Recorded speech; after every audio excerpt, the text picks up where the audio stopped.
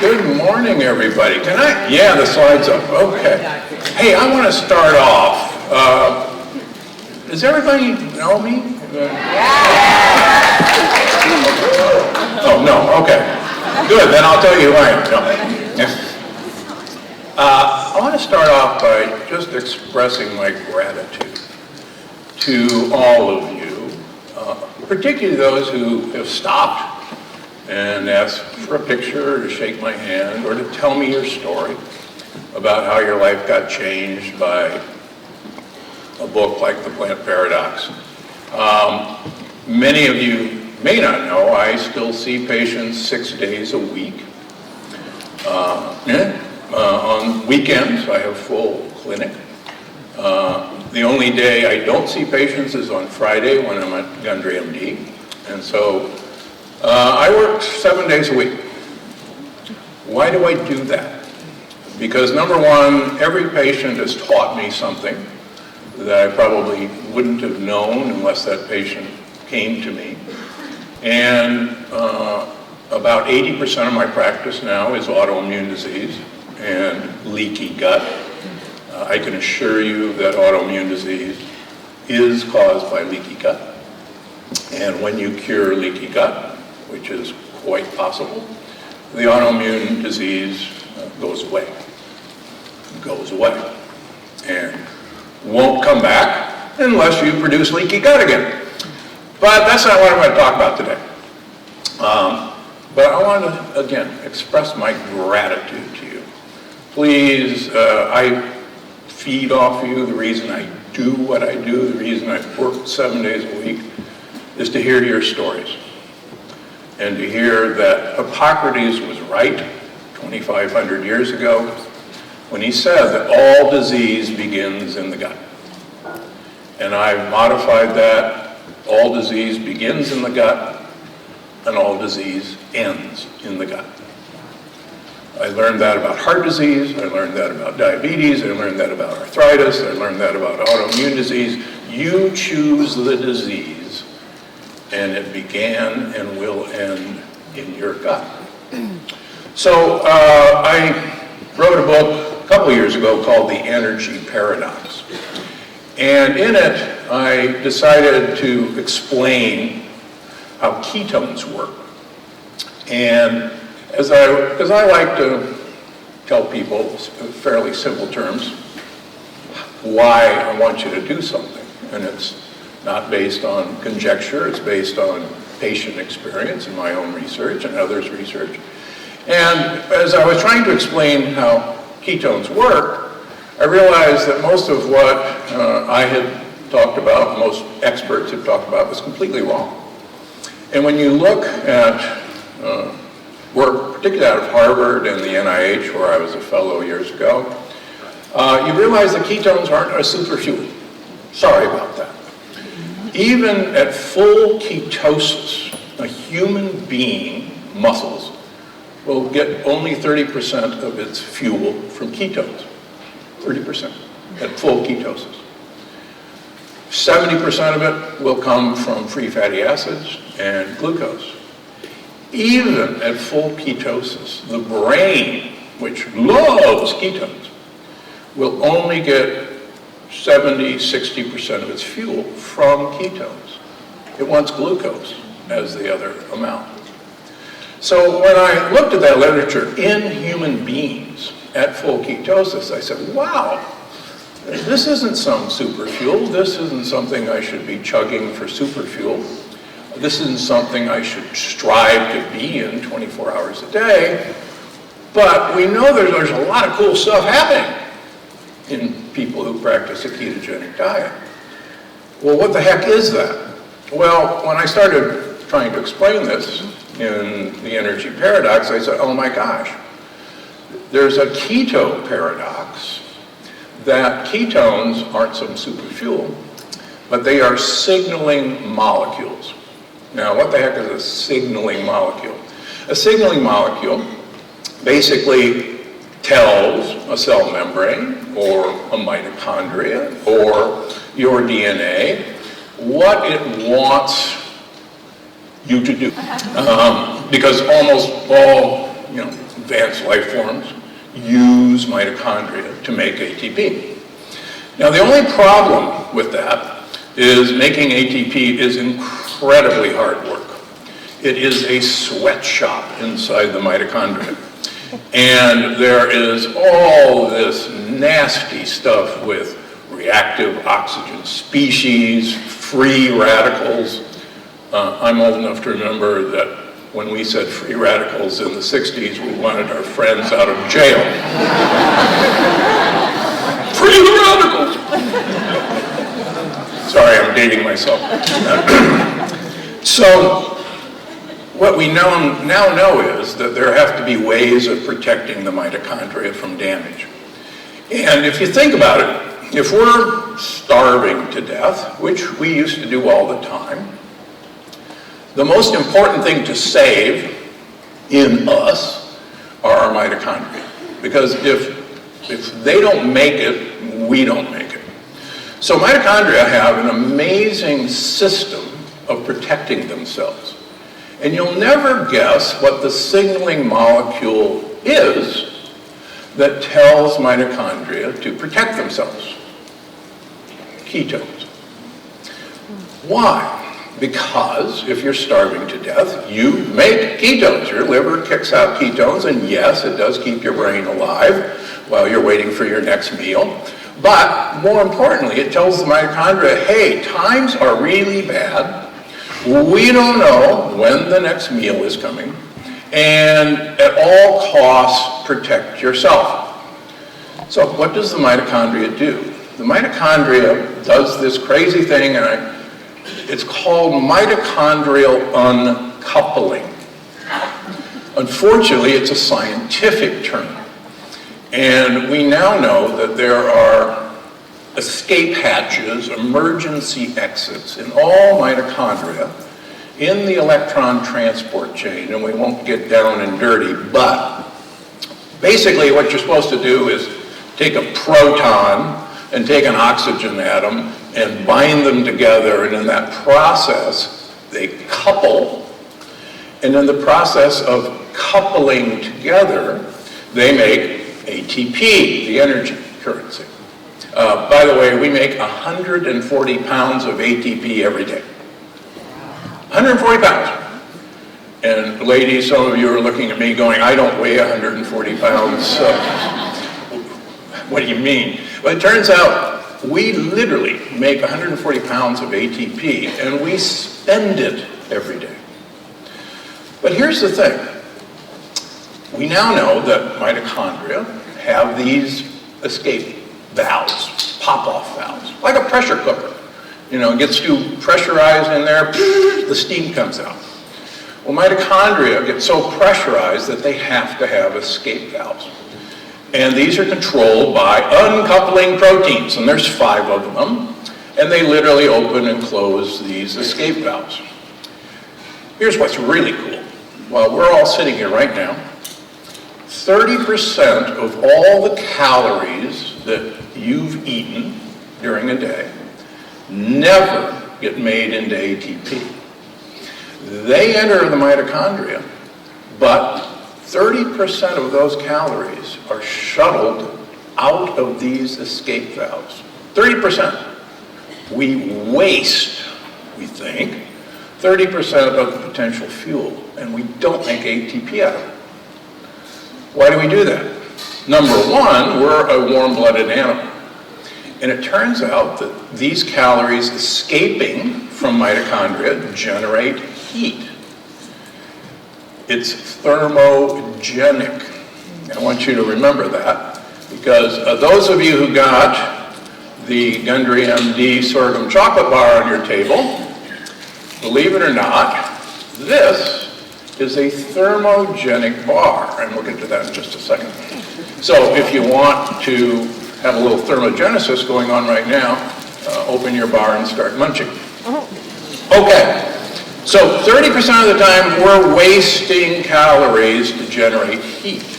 But the second reason we're doing that is making energy is really, really hard work.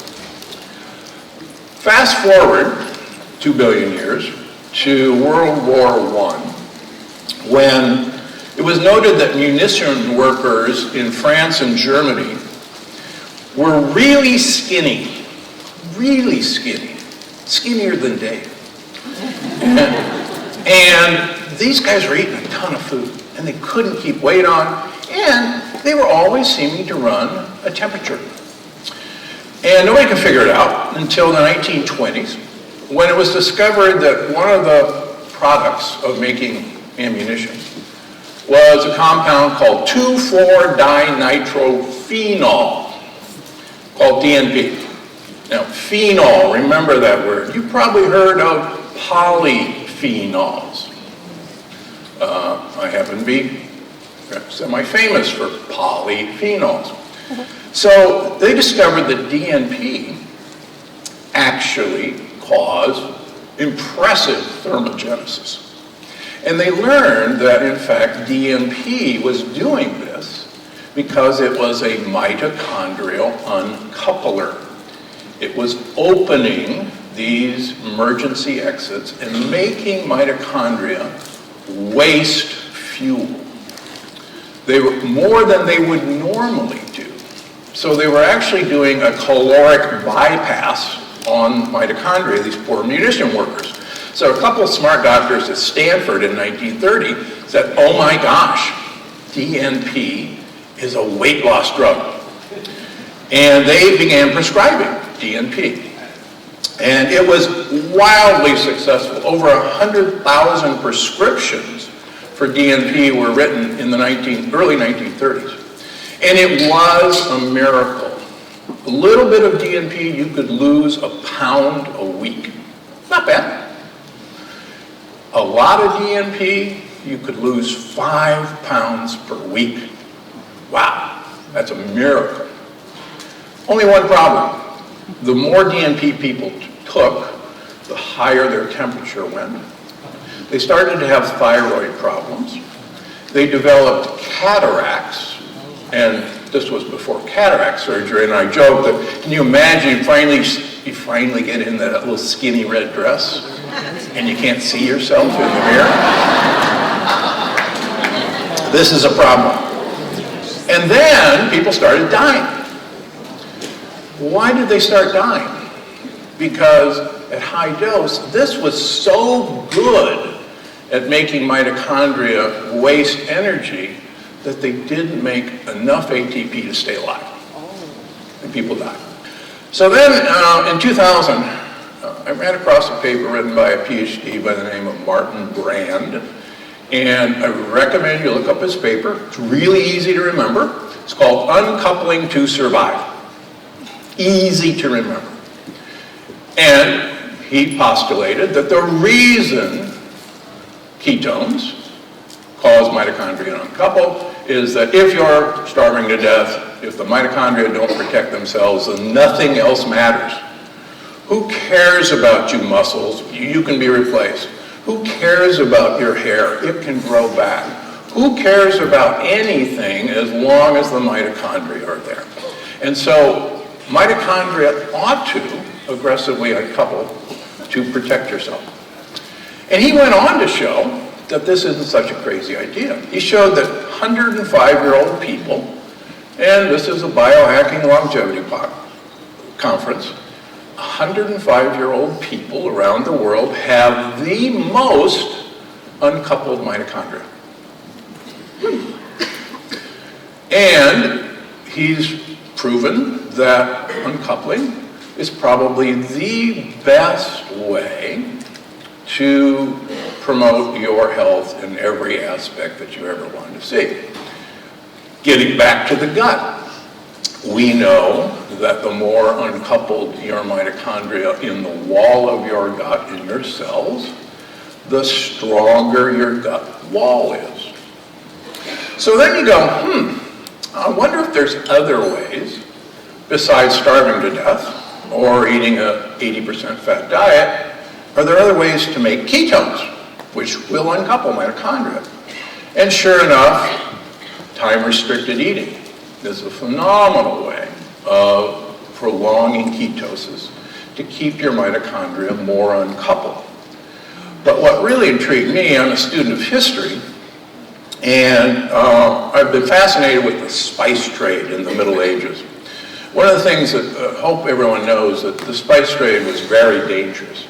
About 50% of people who voyaged to get spices from the Far East, from the Spice Islands, died in the process of trying to bring spices back to Europe.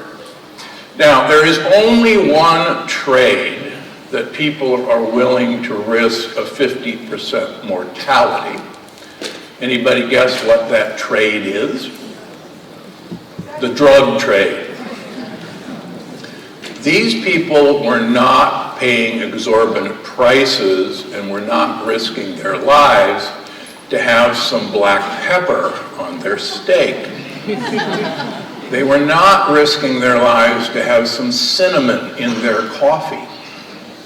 In fact, 2 of the 3 gifts of the Magi to the little baby Jesus, well, one of them was gold, that makes sense, but 2 of them were phenol compounds, frankincense and myrrh. Why give the little baby Jesus a gum from a tree? Because these were recognized as potent life-saving compounds. They didn't know why they were life-saving compounds. But just think about it. 2 of the 3 gifts for the little baby Jesus were uncouplers, were mitochondrial uncouplers. And so when I started looking at spices, it turns out you name the spice, you name the herb, it works by uncoupling mitochondria. Everything works by uncoupling mitochondria. You see that behind you. And it turns out, the more I research this, and the more I get to play with my patients, the more I realize that there is just one thing that underlies perfect health. Just one, sorry Dave, just one. And that is uncoupling mitochondria. Now I'll tell you the final story. There's many theories of living a long time. One of the interesting theories is the rate of living hypothesis, or the cost of living hypothesis. And that says basically, the faster you burn up calories, the shorter you're going to live. The slower you burn up calories, the longer you're going to live. And that works out pretty good. Little tiny animals don't live very long, and they have a very high metabolic rate. Big animals like elephants and blue whales and humans live a long time, and they have, in general, a slow metabolic rate. The only exception to that is birds. Birds can live a long time. Parrot can live 80 to 100 years. Yeah, little parrot. A hummingbird that has a heart rate of 1,100 beats per minute, one of the highest metabolic rates ever recorded, a hummingbird can live 10 to 12 years in captivity. Guess who has the most uncoupled mitochondria of any species? Birds. Birds. So here's the deal. Anytime you hear the word thermogenic compound, that's an uncoupling compound. Anytime you eat the rainbow, you are eating polyphenols. And believe it or not, plants make polyphenols to protect their mitochondria from sunlight damage, to protect their mitochondria when the plant is stressed. They use polyphenols to uncouple their mitochondria called chloroplasts. When we eat polyphenols, our bacteria think they're great. Believe it or not, our microbiome loves polyphenols. They're prebiotics. But in turn, those polyphenols get into us, sends a signal to our mitochondria to uncouple. So, the point of all this is chocolate happens to be a really potent polyphenol. Dave's coffee has 2 as polyphenols. All coffee does.